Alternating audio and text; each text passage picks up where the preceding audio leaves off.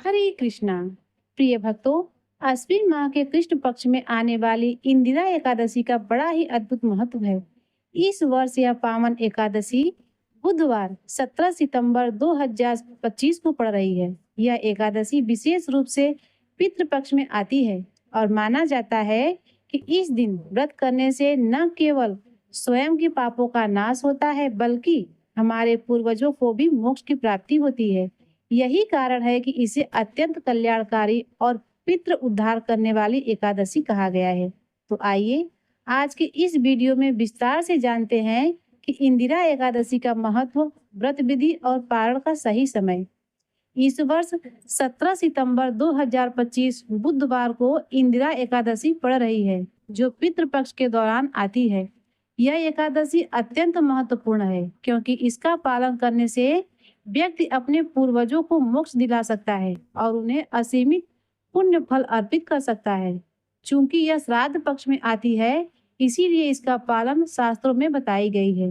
विधि के अनुसार ही करना चाहिए। हमारे शास्त्रों में यह स्पष्ट है कि यदि किसी व्यक्ति की मृत्यु एकादशी के दिन हो तो भी उसका श्राद्ध एकादशी को नहीं करना चाहिए, क्योंकि उस दिन पितृगण भी अन्न ग्रहण नहीं करते। ऐसे में श्राद्ध कर्म द्वादशी या सर्वपितृ अमावस्या के दिन करना उचित है। आइए इस महत्वपूर्ण एकादशी का पालन करने की विधि को विस्तार से जानते हैं। 2025 में इंदिरा एकादशी का शुभ मुहूर्त और व्रत विधि इस प्रकार है। इंदिरा एकादशी 17 सितंबर 2025 को है। इसका पारण अगले दिन 18 सितंबर 2025 गुरुवार को सुबह 6:12 से 10:18 के बीच में किया जाएगा। इस व्रत का महत्व बताते हुए भगवान कृष्ण कहते हैं कि जो भी व्यक्ति श्रद्धा और नियमों के साथ इसका पालन करता है, वह अगले, पिछले और वर्तमान जन्मों के सभी पापों से मुक्त हो जाता है। एकादशी के एक दिन पहले यानी दशमी को सूर्यास्त पहले भोजन कर लें। इसके बाद मुख और दांतों को अच्छी तरह से साफ करें। अपने इंद्रियों और मन को नियंत्रित करते हुए भगवान श्री कृष्ण पर ध्यान केंद्रित करें और स्वयं को एकादशी व्रत के लिए मानसिक रूप से तैयार करें। सुबह की दिनचर्या। ब्रह्म मुहूर्त में उठे। एकादशी के दिन सूर्य उदय से कम 1.5 घंटा पहले उठे, जिसे ब्रह्म मुहूर्त कहते हैं। यह समय आध्यात्मिक साधन के लिए सबसे उत्तम माना गया है। स्नान और शुद्धि उठने के बाद स्नान करके स्वयं को शुद्ध करें। यदि संभव हो तो किसी पवित्र नदी में स्नान करें। अगर यह भी संभव न हो तो अपने स्नान के जल में गंगा जल मिलाकर करें। मंदिर की सफाई और मंगला आरती।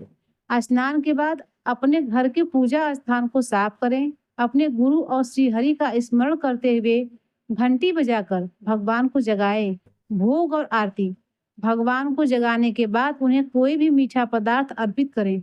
जब तक भगवान भोग स्वीकार कर रहे हों, तब तक आप मंगल आरती की तैयारी करें। 15 मिनट बाद भोग हटा लें और मंगला आरती करें या दर्शन करें। यदि मंगला आरती संभव न हो तो अपनी दैनिक प्रातः पूजा संपन्न करें। संकल्प और तुलसी पूजन। व्रत का संकल्प पूजा के बाद भगवान के सामने हाथ में गंगा जल लेकर व्रत का संकल्प लें। प्रार्थना करें कि हे प्रभु, आपकी प्रसन्नता और अपनी शुद्धि के लिए मैं इस एकादशी का पालन कर रही हूँ या कर रहा हूँ। मैं इस दिन अन्न ग्रहण नहीं करूंगी और अगले दिन ही पारण करूंगी या करूंगा। हे पुंडरीकाक्ष, हे अच्युतम, मुझे अपनी शरण में लीजिए। संकल्प के बाद गंगा जल तुलसी के पौधे में अर्पित कर दें। तुलसी देवी की पूजा। तुलसी देवी को एक ऊंचे आसन पर स्थापित करें। उन्हें जल अर्पित करें। उनके समक्ष घी का दीपक जलाएं और कम से कम 3 बार उनकी परिक्रमा करें। उन्हें प्रणाम करें। तुलसी देवी के सामने बैठकर हरे कृष्णा महामंत्र का अधिक से अधिक जप करें। यही एकादशी के दिन का सबसे महत्वपूर्ण कार्य है। हरे कृष्ण कृष्ण कृष्ण हरे हरे, हरे राम राम राम हरे हरे। पूरे दिन में या सुबह के समय कम से कम 10, 16, 25 या 32 माला का जाप अवश्य करें। जप के बाद एकादशी की कथा सुने। एकाग्रचित्त होकर भगवान श्री हरि का स्मरण करते हुए कथा सुने। दोपहर के समय श्रीमद् भागवत और भगवत गीता का पाठ करें। एकादशी पर भगवान श्री कृष्ण की लीलाओं, श्रीमद् भागवत में और शिक्षाओं भगवत गीता में का श्रवण का और पठन पाठन बहुत ही शुभ माना जाता है। एकादशी पर उपवास 3 प्रकार के होते हैं, जिन्हें आप अपनी शारीरिक क्षमता के अनुसार चुन सकते हैं। निर्जला उपवास, इसमें अन्न और जल दोनों का पूर्ण त्याग किया जाता है। अगले दिन पारण के बाद ही जल और भोजन ग्रहण किया जाता है। सजल उपवास, इस उपवास में जल ही लिया जाता है, अन्य कोई वस्तु नहीं। सफल उपवास, इस प्रकार के उपवास में जल, दूध, फल, फलों का रस और एकादशी के प्रसाद जैसे कुट्टू, सिंघाड़ा, साबूदाना ले सकते हैं। ध्यान दें, किसी भी प्रकार के उपवास में अन्न ग्रहण नहीं करना चाहिए। चाय, कॉफी, कोल्ड ड्रिंक और धूम्रपान से बचें। तुलसी और भगवान की आरती, शाम के समय तुलसी देवी की आरती करें, उनके समक्ष दीपक जलाएं, धूप और पुष्प अर्पित करें। मंदिर में भगवान के सामने भी दीपक और धूप अर्पित करें। कीर्तन और जागरण, भगवान के समक्ष बैठकर हरे कृष्ण महामंत्र का कीर्तन करें। शास्त्रों में एकादशी की रात को जागरण करने का विधान है। यदि संभव हो तो हरि कथा सुनते हुए और जप करते हुए जागरण करें।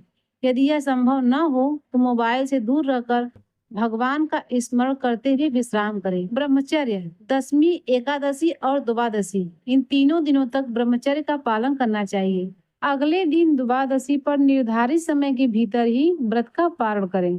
पारण की विधि भी शास्त्रों में बताई गई है। यदि आपके घर में सूतक, मृत्यु या जन्म लगा है तो भी आप एकादशी का व्रत कर सकते हैं। हालांकि इस दौरान पूजा पाठ न करें, आप केवल उपवास रख सकते हैं। हरे कृष्ण महामंत्र का जप भी कर सकते हैं, कथा सुन सकते हैं और भगवत गीता का पाठ भी कर सकते हैं।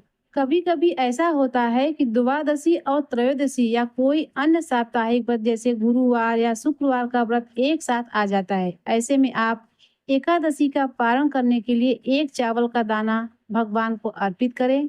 फिर उस चावल के दाने को ग्रहण करके अगले दिन के व्रत का संकल्प लें। इस प्रकार आपका एकादशी व्रत भी पूरा हो जाएगा और दूसरे व्रत में कोई दोष भी नहीं लगेगा। यह थी इंदिरा एकादशी के व्रत की संपूर्ण विधि। हमें आशा है कि यह जानकारी आपके लिए उपयोगी साबित होगी। इस वीडियो को अपने उन मित्रों तक, परिजनों के साथ भी साझा करें और हमारे चैनल को भी सब्सक्राइब करें। मिलते हैं अगले वीडियो में, तब तक के लिए नमस्कार।